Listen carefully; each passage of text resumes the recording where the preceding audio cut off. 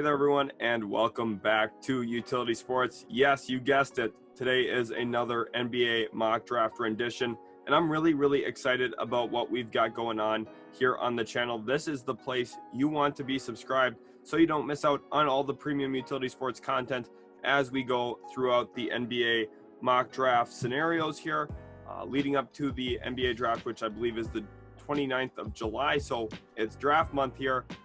Really awesome. Thanks again, guys, for all the support. You guys have been absolutely killing it. We're getting close to 3,200 subscribers. Let's see if we can get there after this video. So now let's go ahead and jump in to the actual mock draft here. And at pick number 1, we've got the Detroit Pistons.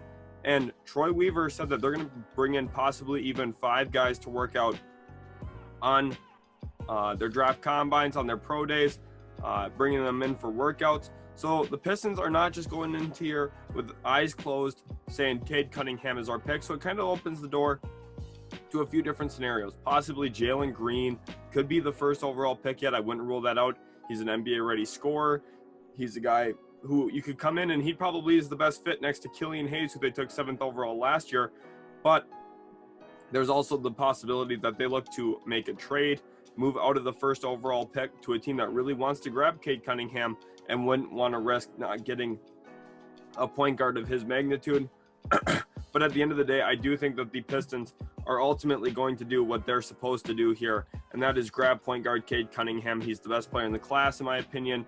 He's a 6'8" point guard with real ball skills, can handle the rock, can create space, shot very well from 3. I think there's some areas he can grow in. He's not the most athletic player, but I don't think his athleticism is a knock on him either. At the end of the day, he's a very good player. And I think that the Pistons play it safe here, go with Cade Cunningham. Maybe doesn't have the highest ceiling, but I believe does have the highest floor in this year's class. And I think he's going to be a phenomenal talent in the NBA for quite some time. Now with the 2nd overall pick, we do have the Houston Rockets here. And in the last mock draft, I had mocked them Evan Mobley, but then there's some reports that have come out that says GM Raphael Stone of the Houston Rockets might prefer adding in a little bit more talent on the perimeter, especially from shot creation and playmaking potential. And Jalen Green is that guy here at the 2nd overall pick. So I'm going to go ahead and mock him here to the Houston Rockets. And I do love a potential backcourt of Jalen Green, Kevin Porter Jr. Now, you don't really have a true point guard there. Of course, they still do have John Wall, but I'm not sure if he's going to even be playing, if he's going to play out that contract, if he's going to end up getting bought out. I'm just not exactly sure yet at this point. But Jalen Green, nonetheless, a very good grab for the Houston Rockets. Like I said, a pro-ready scorer, someone who can rise up going to his right. Needs to grow a little bit with his left hand. I've been saying that here on the channel for quite some time, but he's uber athletic. He can play off the ball very well when Kevin Porter Jr. is dancing with it. But Jalen Green, at the end of the day, is going to be Houston's #1 scoring option on day 1. I would love his fit there in Houston. Now with pick 3, we have the Cleveland Cavaliers, who have a little bit of an interesting offseason ahead of them. Jarrett Allen is a free agent, restricted, of course, and they're going to have to try and bring him back as best they can. He's going to get a massive payday, in my opinion. Colin Sexton's up for an extension now at this point, which I'm not sure if they're absolutely stoked about inking him to an extension. Darius Garland, of course, I think is the player in the backcourt that they covet the most out of those two. I think that they would prefer to keep Garland long-term, maybe use Sexton as a piece to flop for other pieces. But at this point, they're just going to go best player available, and that's Evan Mobley out of USC. A freakish athlete, still standing at 7 feet tall, can hit the glass hard, has a good face-up game. He has a semblance of a lot of different things that he's going to be able to do, especially on the defensive side of the ball, where he's got good versatility, good mobility, and can really protect the rim. Averaged almost 3 blocks a game this past year for USC. So I think that he is the great pick here for the Cleveland Cavaliers. Now picking 4th overall, we have the Toronto Raptors here, and there's a few different routes that they could go at this point. They do have some trade pieces if they did want to look at moving the 4th pick. And OG Anunoby could probably get you a big-time player if that's what Toronto wanted to do. However, I think that with their average age on their roster, you're looking at about 25, 26 years old for most of their good players.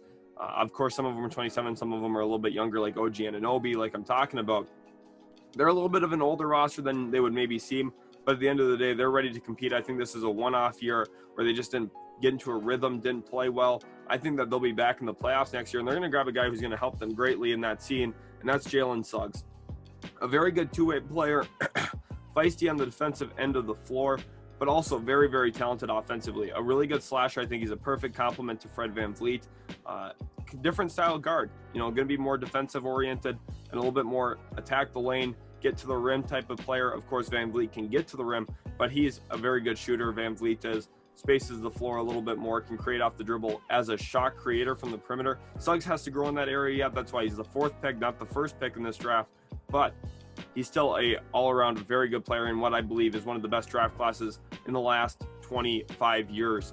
Now at pick 5, we have the Orlando Magic here, and this is an interesting scenario for them to be in because you have a guy who, in Jonathan Kuminga, was supposed to be a top 5 pick, didn't necessarily play like it at all times with G League Ignite, struggled from the field efficiency-wise, but there's a lot of traits that you really love about him. The way that he's able to create off the dribble for himself, show glimpses of real playmaking vision, ability to pass the ball. I love what he brings in those areas. But then you also have Scotty Barnes here, who I kind of think fits the Magic mold a little bit more. They've drafted from Florida State before with Jonathan Isaac. They love defensive presence. They love defensive upside, and Scotty Barnes has a lot of that. 6'9" wing, incredible wingspan. Jonathan Kuminga has a pretty nice defensive upside as well. However, I think Scotty Barnes does have the higher defensive upside, but I think if you're Orlando, you have to be looking on the offensive side of the ball just a little bit more. Barnes, of course, can play make. Is going to be a nice point forward type of player for a team, but Jonathan Kuminga is the better offensive player, and I think the Magic have to look in that direction. I'm having him go 5th overall here in this mock draft. Now 6th overall, we have the Oklahoma City Thunder, and they're a team that's very, very intriguing to me because there's a few different ways that they have to go in order to improve this roster. They could look at maybe taking the boom or bust type players, guys who they really, really love. Sam Presti might fall in love with a certain guy. Last year, we saw them do it with Alexei Pokusevski. They moved up in the draft to go grab him in front of Dallas. Very interesting move there because now they have a guy that they want to build around. And it's very possible at 6 here that Sam Presti has that single guy coveted and targeted on his thing. I think Josh Giddey is a potential player like that. But ultimately, I'm going to have them go with Davion Mitchell here. I think he's arguably the best player on the board yet at this point. I don't have him as my best player left on the board, but I think it's very, very possible that he could have been the best player on the board here. And I think Oklahoma City's looking for a little bit more guard help and true guard help. Davion Mitchell, Lou Dort in the same lineup's going to cause a lot of problems for teams with their defensive presence. Davion Mitchell, Lou Dort both move their feet extremely well. I think OKC would love to have more size. I really did think about Scotty Barnes at that pick, but I think Davion Mitchell's a really good pick and one that Oklahoma City Thunder fans should be happy about because he showed that he can really create and coexist in a 2-guard lineup. He ended up winning the national title with Baylor with 2 guards, Jared Butler and him being the 2 best players. I think that Shai Gilgeous-Alexander and Davion Mitchell is a really good backcourt combination for the future, and OKC Thunder fans should be extremely happy about that. Golden State Warriors here now on the clock, and this is probably the dream scenario if you're a Warriors fan because arguably a top 5 player in this class is on the board, and he's the best player on the board yet at this point, and that's Scotty Barnes. Very, very good player out of Florida State. 2-way potential, can function as a point forward like I talked about earlier, can create off the dribble for others, needs to improve as a self-creator. I think that doesn't solve all of Golden State's problems. I think that they still need someone else who can score the rock individually, but I think Scotty Barnes' defensive upside and his ability to play make for others, kind of like what Draymond Green does. I think Draymond Green's going to be the popular comparison for him. However, I think he's more athletic than Draymond Green, and I think that he's actually going to be even a better passer early in his career than what Draymond Green has been, just because Scotty Barnes showed it at Florida State that he can function as that sole creator for others in an offense.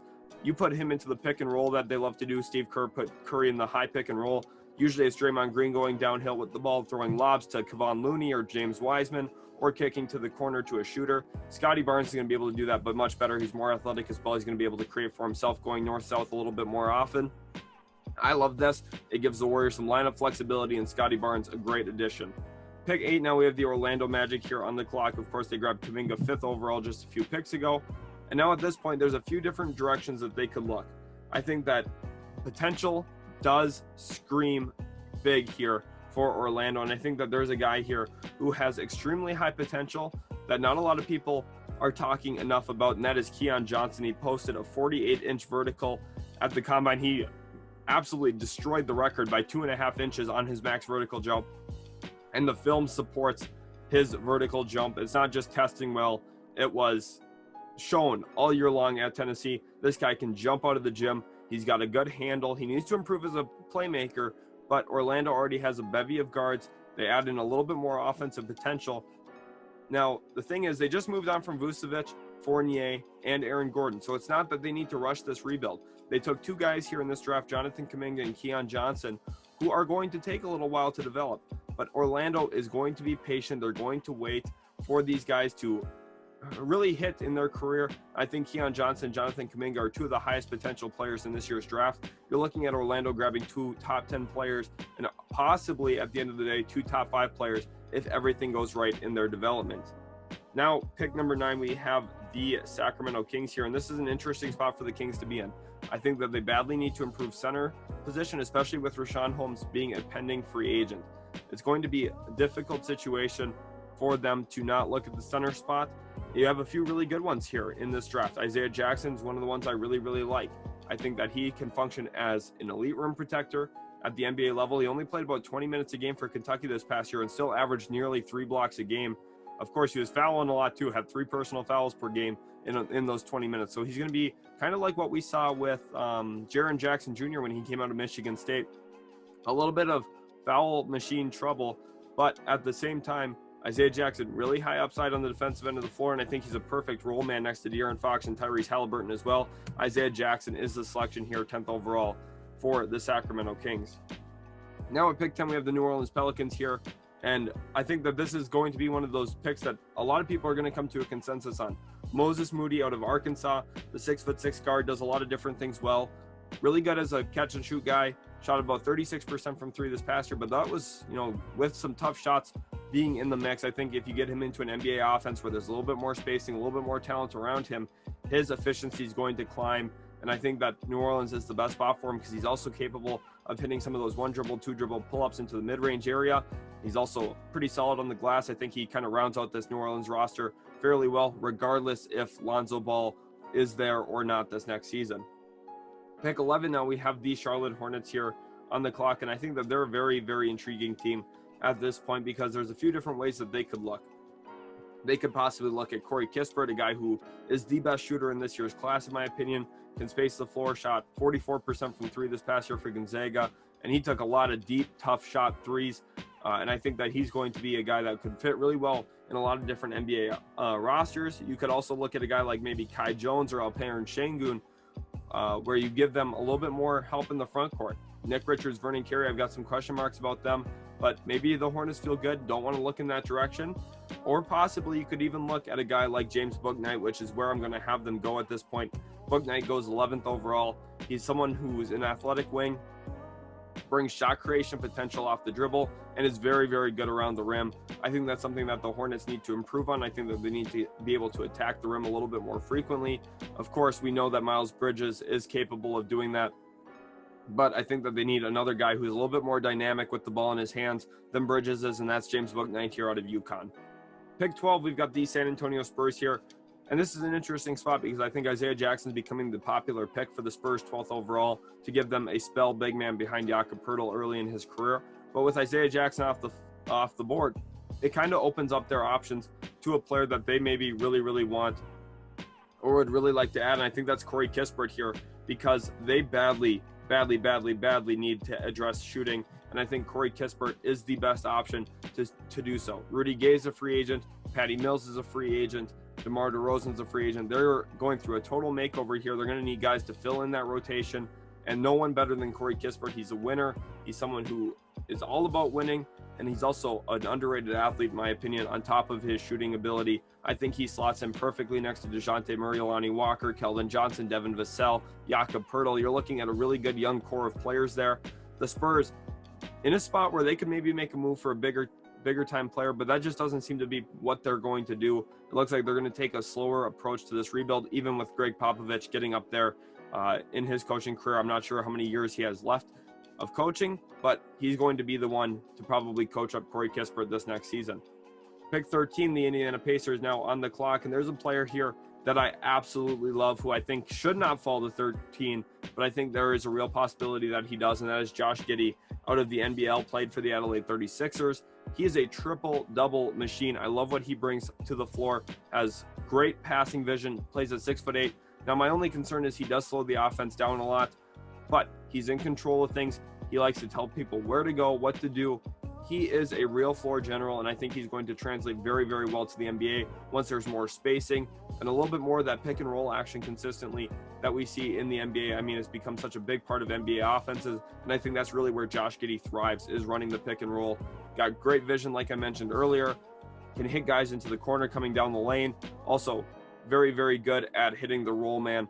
He's going to be a nice addition, and he does a lot of different things well. Rick Carlisle, getting his new version of Luka Doncic, won't be to that level, not quite the athlete, not quite the physical player that Luka Doncic is, not going to be the shot creator, but has some of that similar feel for the game. He's going to be very, very good. He's going to impact the game in a lot of different ways. Now at pick 14, we have the Golden State Warriors yet again here. Remember, they went with Scottie Barnes, 7th overall. And now here at 14, this is a very interesting spot for them to be in. Kevon Looney just opted into his $5.1 million player option that he had for next season. So I don't think that they're going to be looking at big man at this point, because they got him and Wiseman. So what could they really use? And I think that there is a player out here that makes a lot of sense as a guy who's going to be a glue guy onto this roster to help improve their bench, and that's Franz Wagner here out of Michigan. Now, I don't necessarily love his individual talent, but I think he's a guy who slots in well on a good team, and the Golden State Warriors are a very, very good team. They've got 2-star players in Klay Thompson and Steph Curry. They've got a very, very, very good player in Draymond Green. Then they added Scottie Barnes, who I think is a perfect fit into their roster. And then you add Franz Wagner. You have a good mix of defense, competitive nature, shooting ability. You've got a lot of different things going for you there in Golden State. Of course, Jordan Poole going to be really big off the bench again next season. I think he's going to take another step forward. This Warriors team is going to be very, very dangerous. I think Jalen Johnson would be the pick maybe Warriors fans would love to see.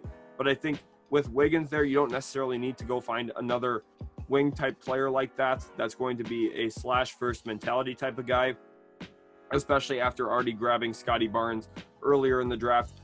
They added some more size. I think that they could use a backup point guard yet at this point, but maybe they really like Nico Mannion. We'll see exactly how they go about it this offseason. Warriors fans, let me know who you would have preferred at pick 14, if you would have preferred Jalen Johnson or Franz Wagner. Pick 15, the Washington Wizards here now on the clock. And they're a team that I think is in a very interesting spot. Of course, Robin Lopez, who did a lot of the center work this past season, is up off of his contract now, really developed that post hook this year.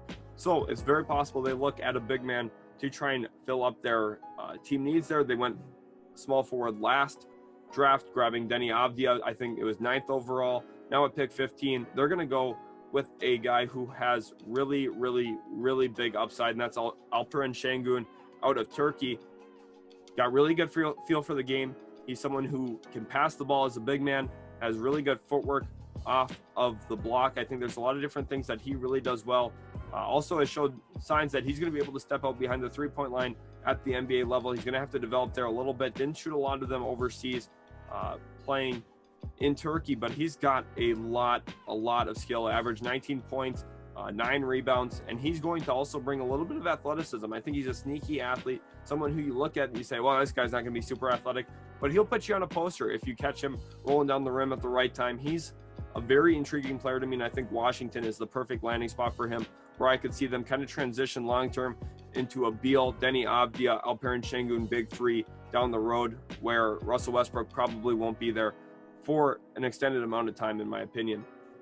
Pick 16, now we have the Oklahoma City Thunder here on the clock, and this is the dream scenario for them because they passed on a big-time wing earlier on in the draft at Scottie Barnes, and now at pick 16 here, they've got Jalen Johnson staring them in the eyes, and maybe this is something that we could really realistically see on draft night because Jalen Johnson did opt out during the season. Maybe that causes some red flags for some teams. They pass on him because of that, and he falls to Sam Presti here, who's all about talent, and he grabs Jalen Johnson 16th overall. You're looking at adding an NBA ready body, a guy who's 6'9", muscular, strong, athletic, can get to the rim, can finish around the rim, has a lot of talent, also good makeup, athleticism on the defensive end of the floor. And you're looking at a starting lineup potentially next year of Alexei Pokusevski. You're looking at Jalen Johnson probably playing the 4, Lou Dort at the 3, Shai Gilgeous-Alexander and Davion Mitchell in the backcourt. That's a very nice young starting five. And the ceiling is continuing to go up there in Oklahoma City. They've got some more picks where they can maybe make a move for a big-time player yet at some point. And you're looking at this team trying to find a lot of good role players, good guys who can fit into a roster. And I think that's exactly what Sam Presti's going to do here. Jalen Johnson, a phenomenal grab. I would have to give this draft pick an A+ grade if I were grading it on draft night, because I love what he brings at pick 16. Pick 17, now we have the Memphis Grizzlies here. And they're a team who I think needs a little bit of help across this roster in a few different positions of depth. I think shooting guard and power forward are two big needs for them at this point because of the way that they play on the defensive side of the ball. You're looking at Dillon Brooks, very, very physical, fouled out of 6 games this past year, constantly in foul trouble because of the way Taylor Jenkins tells him to play defense. You know, he uses his body a lot. And also Jaren Jackson, we know how much of a foul trouble guy he is. And I think the Grizzlies here are going to be really, really benefited by adding a Swiss Army knife on that end of the floor, and that's Usman Garuba here out of Real Madrid. I love Usman Garuba's defensive game. Now, offensively, don't get me wrong, he's a real project. Grizzlies are not going to be a lot better offensively with Usman Garuba, which I think that they do need some help on the offensive side of the ball. I think that they could use a guy who can score 15 to 20 points a game, but you're not going to get that at pick 17 probably in this year's draft. Maybe Trey Mann could have been that, but what does a Trey Mann, John Morant offense look like together? I'm not exactly sure. I think Usman Garuba is the right pick here because he can guard out on the perimeter, has really good makeup, athleticism, can protect the rim as well. Standing at 6'8", he's going to be able to be a multi-position defender, could probably guard the 2 through 4 on day one of his NBA career, and potentially could even shift over to point guards at certain points, and even some small ball centers Usman Garuba is going to be able to guard, in my opinion. I think he's a phenomenal grab at pick 17. I think the Memphis Grizzlies are a lot better because of this pick. Pick 18, we have the Oklahoma City Thunder here again, and they grabbed Jalen Johnson with their last pick, but now there's still a nice big man available for them, and that's Kai Jones out of the University of Texas. Now, I don't know if Kai Jones is necessarily going to be a starting level center for his whole NBA career. I think that he's someone who's going to be, at worst, a nice rotational center, somewhat like Kevon Looney is for the Golden State Warriors, but he brings good athleticism. He's shown his ability to step out to the three-point line. I believe he shot about 35% from 3 this past year for the Texas Longhorns. Now is on very limited attempts. So he's not going to be a guy who's going to come in as a flamethrower from the three-point line, okay? He's going to be a nice possible floor spacer down the road. And I think the Thunder are the place where they could work on developing Kai Jones. They're still not in a rush, and they've got a nice bevy of young talent. Kai Jones could play next to Aleksej Pokusevski. They're both talented enough to coexist together. Kai Jones often played a lot of time with another big man on the floor at Texas, who's often sharing the floor with Jericho Sims, who's going to be drafted in the second round this year. I think Kai Jones, very good fit with Oklahoma City for the future. They get a lot better in this draft. Being able to grab, I believe it was Davion Mitchell, Jalen Johnson, and Kai Jones, that's a home run draft for the Oklahoma City Thunder. Pick 19 here now, we have the New York Knicks on the clock, and this is the home run pick of the draft, in my opinion. That's Trey Mann, the 6'5" guard out of Florida. Shot over 40% from 3 this past year, and he's a deep range shot creator. Does a lot of different things off the dribble. He's a guy you can't really bother when he's handling the rock. Very, very creative. Shoots in the flow of the game. Also was able to keep his teammates involved. Was really, really big when Keontae Johnson went out for Florida this past year. They lost a 17-point-per-game scorer, and they didn't really drop off too much because Trey Mann took the challenge and really grew as a player in general. Had a big-time improvement from his freshman to sophomore season, and he's really earned himself a top 20 pick in the NBA draft. And I think the New York Knicks are the best landing spot for him, just given what their roster is going to look like at the day of the draft. Pick 20, here we have the Atlanta Hawks now on the clock, and they're a team that's badly in need of some help on the perimeter, especially at the guard position. I think when Trae Young goes out, I think that they need a little bit more help as a creation from the creation department. I think Sharife Cooper is the best fit here at that point. He's a very, very good passer. I think he's an underrated shot creator a little bit. Now, he's a shot creator. He needs to be a shot hitter as well. He's not making a ton of those shots that he's creating for himself, but there is some real potential for him to grow in that area. If you're Atlanta, you're looking at your team and saying, wow, we're in the conference finals right now. We're a very, very talented team. We can kind of take a little bit more of a risky pick here with Sharife Cooper. He's for sure not going to be a sure thing, but the one sure thing about him is his playmaking will translate extremely well to the NBA. He's going to be good in the pick and roll game.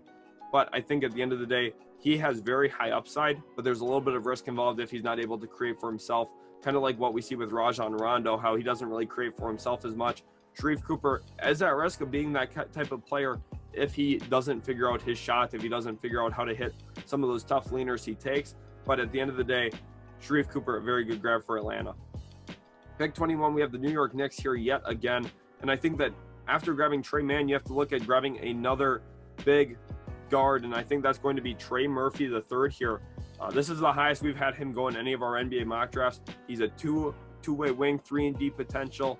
Shot very, very well this past year from Virginia. Played at Rice, I believe, before he transferred to Virginia. He's a little bit older of a prospect, junior, but he fits into that winning culture there in New York. He's going to be all about defense, has great length. Now, he's a little susceptible to giving up the three-point shot. I think he plays a little bit too far underneath, but that's just a coaching adjustment. Of course, Virginia there does love to give up the three-point shot, try and limit straight-line drives to the rim. For the New York Knicks, Tom Thibodeau, he's going to say, hey, get up a little bit higher. We got some rim protection if Nerlens Noel's back. Of course, Mitchell Robinson will be there for one more year at least. So the Knicks have some big men to help Trey Murphy kind of adjust into playing a little bit higher up on shooters. I think that's going to be a very good fit for the New York Knicks, and this is a really good draft for them at this point, at 19 grabbing Trey Mann and 21 grabbing Trey Murphy III.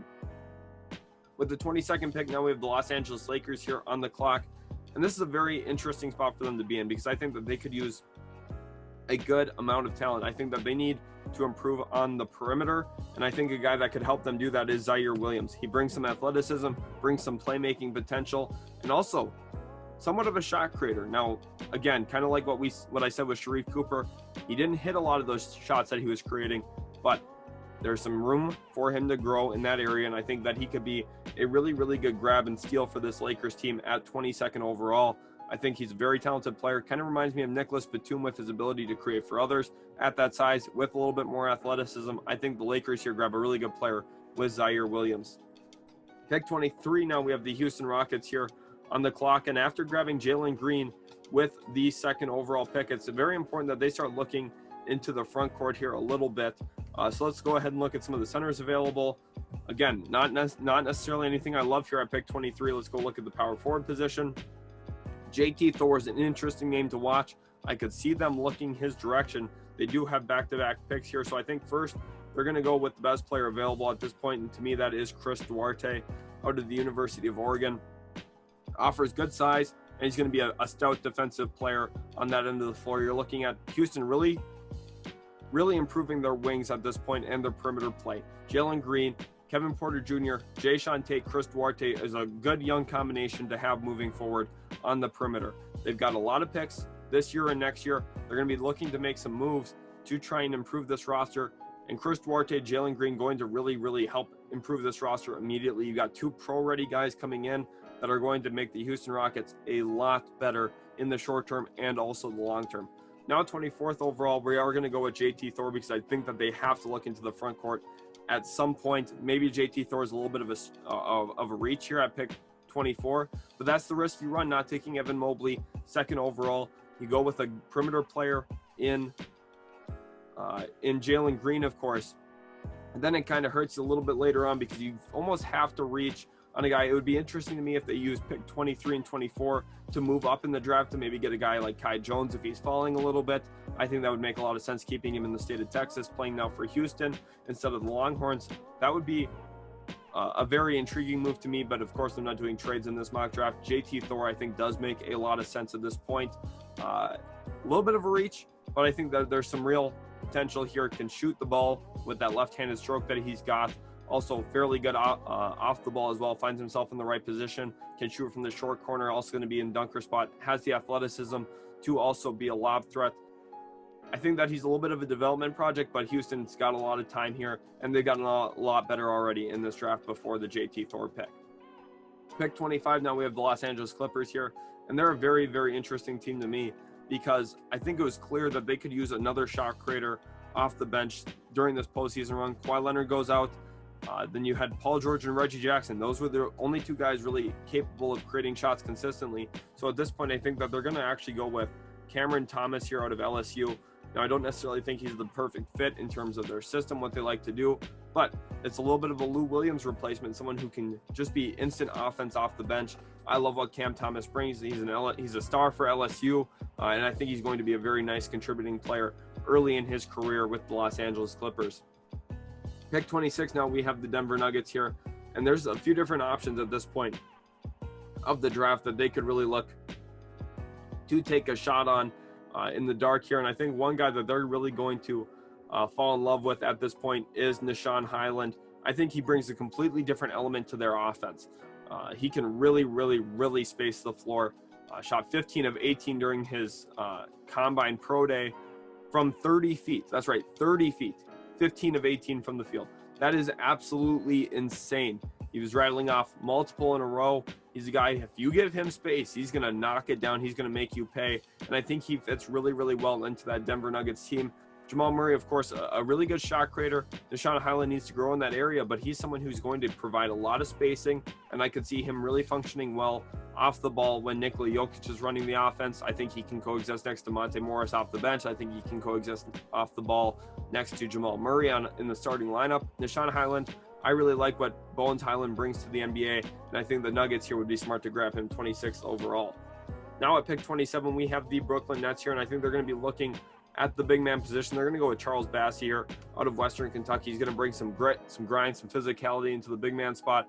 That was obviously their pitfall in the NBA playoffs. They went up against the Milwaukee Bucks, a very physical team, and I just think that they got out-physicaled a little bit. I think Charles Bassey is going to help them greatly in that area, though, and he comes back with the Brooklyn Nets, and the Nets are looking to win the championship next season. Pick 28, we have the Philadelphia 76ers here on the clock, and I think it's going to be the same pick that I mocked as last time. We are looking at Jaden Springer here. Ben Simmons probably going to be out the door. I just don't really see a way that he's back with that pitfall in the NBA playoffs with his shortcomings, his inability to shoot the ball. I think that they sell themselves on a guy who shot over 40% from three, or nearly 40% from three rather, for the Tennessee Volunteers. That is Jaden Springer.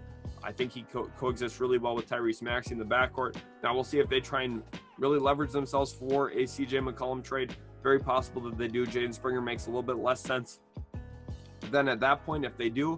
But at the end of the day, with their current roster outlook, I think Springer and Maxey is the backcourt of the future for the Philadelphia 76ers.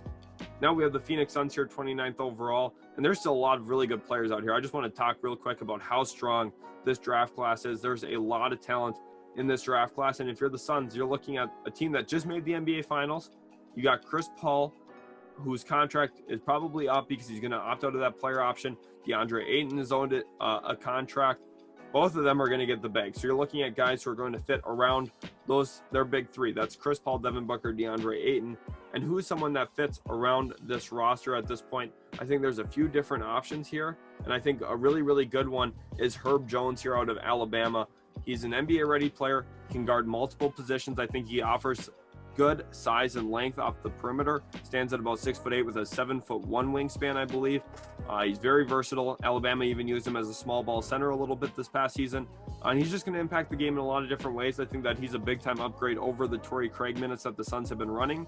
And I think that he would be a very good fit in the Valley. Now with the final pick of the first round, we have the Utah Jazz here on the clock. And they're going to go ahead and pull the trigger on Jared Butler. He falls a little bit in this because of the question marks about his health long-term.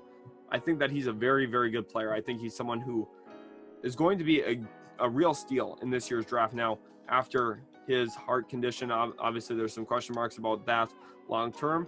But I think at pick 30, it's worth the grab here for the Utah Jazz. Jared Butler shot extremely well from three this past year. Can coexist next to other guards, like I said about Davion Mitchell earlier. He's going to be a great fit next to Donovan Mitchell. He's used to playing with Mitchells that were number 45, and I think the Utah Jazz are a really good spot for Jared Butler to land. This has been the first round mock here at Utility Sports. If you guys did enjoy, hit that like button and subscribe for more content in the future. Turn on the notification bell so you don't miss out on any of our latest posts. Thanks again, guys, so much for watching. Hope you enjoyed. Please leave a comment to who your favorite team is. I would love to hear it from you guys. Thanks so much, and we'll catch you in the next video.